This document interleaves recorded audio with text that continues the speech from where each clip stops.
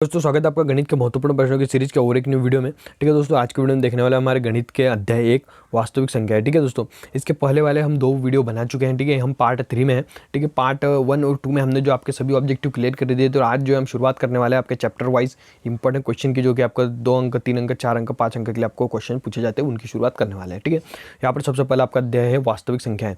ठीक है, तो दोस्तों इसमें सबसे पहले आप प्रश्न टिक लगा लीजिए अपने बुक में, काफ़ी इंपॉर्टेंट है कि निम्नलिखित संख्याओं के अभाज्य गुणनखंडों के गुणनफल के रूप में तोड़ना। क्योंकि दोस्तों यहाँ पर आप देखिए, आपका चैप्टर का नाम क्या है दोस्तों? वास्तविक संख्या है। क्या है? वास्तविक संख्या है। अब दोस्तों वास्तविक संख्याओं में आपके संख्या से रिलेटेड क्वेश्चन पूछा जाता है कि भाई ये जो संख्या है इसको आप तोड़ सकते हैं, नहीं तोड़ सकते हैं। ठीक है, तो आपको जो सबसे पहला यहाँ पर देखिए 2 चीज़ें यहाँ पर दी हुई है। 140 को तोड़ा गया है यहाँ पर, और 5005 को यहाँ पर अभाज्य गुणनखंडों में तोड़ा गया है। ठीक है, तो आप जो आपकी बुक में ये क्वेश्चन टिक लगा लीजिए, इसके अंतर्गत जो भी आपके क्वेश्चन आते हैं उन्हें सॉल्व कर दीजिए। ये क्वेश्चन आपको 2021 के एग्जाम में देखने को जरूर मिलेगा। ठीक है दोस्तों, तो ये आपका फर्स्ट क्वेश्चन यहाँ पर हो जाता है। चलिए हम बढ़ते हैं दूसरे क्वेश्चन की ओर। ठीक है दोस्तों, तो इस चैप्टर का आपका दोस्तों दूसरा क्वेश्चन है कि सिद्ध कीजिए कि निम्नलिखित संख्या अपरिमेय है। ठीक है, आपको प्रूफ करना है कि भाई ये जो संख्या दी हुई है आपको, ये अपरिमेय है। ठीक है, क्या है? अपरिमेय संख्या है।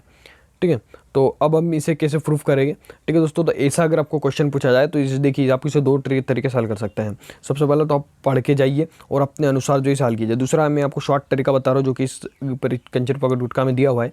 ठीक है, तो आपको सबसे पहले क्या करना है, जो क्वेश्चन है उसके विपरीत चलना है। ठीक है, जैसे यहाँ पर क्या लिखा हुआ है, सिद्ध कीजिए कि निम्नलिखित संख्या अपरिमेय है। ठीक है, तो हम इसके विपरीत कैसे चलेंगे? हम क्या लिखेंगे आंसर में कि माना जो 1/2 जो है ये परिमेय संख्या है। क्या है?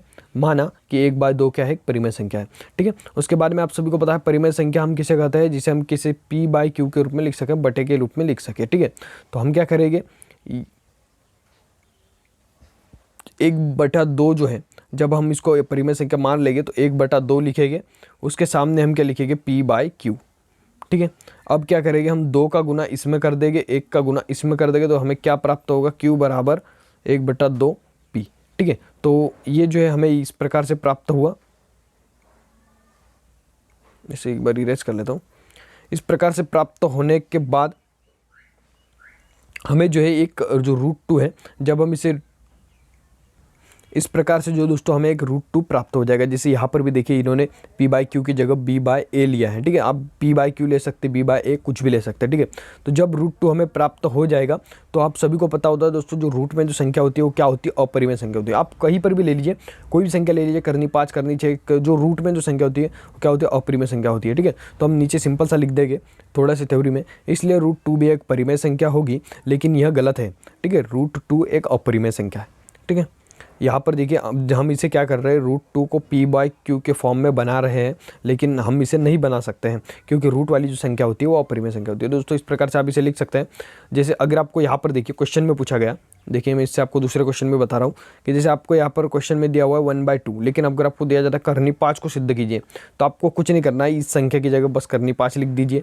ठीक है, यहाँ पर मैं रिप्लेस कर दीजिए, करनी 5 लिख दीजिए, इसे रिप्लेस कर दीजिए, करनी 5 लिख दीजिए, और इसे रिप्लेस कर दीजिए, करनी 5 लिख दीजिए। ठीक है, और उसी प्रकार से इसे रिप्लेस कर दीजिए, करनी 5 लिख दीजिए। आपका आंसर जो आ जाएगा और आपको जो पूरे अंक यहाँ पर जो है मिल जाएगा। ठीक है, तो इस प्रकार से आप इसे हल कर सकते हैं। अगला दोस्तों आपका प्रश्न है, दर्शाइए कि धनात्मक पूर्णांक, ठीक है, दर्शाइए कि धनात्मक पूर्णांक 6q + r, जहाँ q एक पूर्णांक है, जहाँ r बराबर 0, 1, 2, 3, 4, 5, 6 के धन के रूप में 6m + r के रूप का होगा।